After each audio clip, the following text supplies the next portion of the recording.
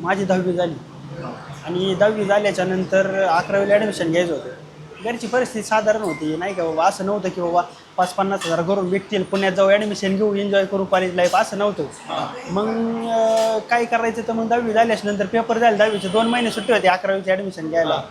आणि म्हटलं कंपनीत जाऊ, आम्हाला जवळ रांजणगाव MIDC, तिथे कंपनीत गेलो 2 महिने MIDC. आणि मग तिथे गेल्याच्या नंतर असं लक्षात आलं की बाबा 12-12 तास 8-8 तास इथं लोक लाईनवर काम करतात.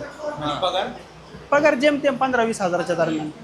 तेवढ्या पगारात घर चालवणं आजचं हे मागायची परिस्थिती शक्यच नसतं.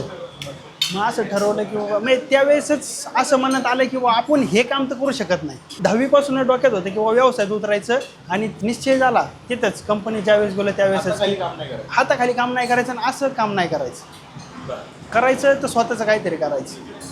मग त्यावेळेसच ठरवलं बिझनेसमध्ये जायचं. म्हणजे सुरुवात तिथून झाली, नाही का डोक्यात आले की बाबा बिझनेस करायचे. मग त्याच्यानंतर पुढे जाऊन परत 12वीला सेम सिच्युएशन, ग्रॅज्युएशनला ॲडमिशन घ्यायचे, परत जा कंपनीत. मग त्यावेळेस तर फिक्सच झालं, आता करूच शकत नाही आपण, म्हणजे जॉब वगैरे म्हणजे तो विचारच नाही.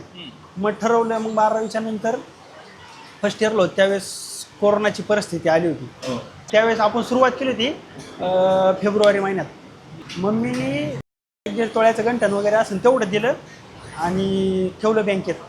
मग ते 40-50 हजार आली, तेव्हापासून सुरुवात केली 40-50 हजारातून. 40,000 पासून पहिली ब्रँच. 40-50 हजार मम्मीने दिले, मावशीने दिले, मित्रांनी दिले.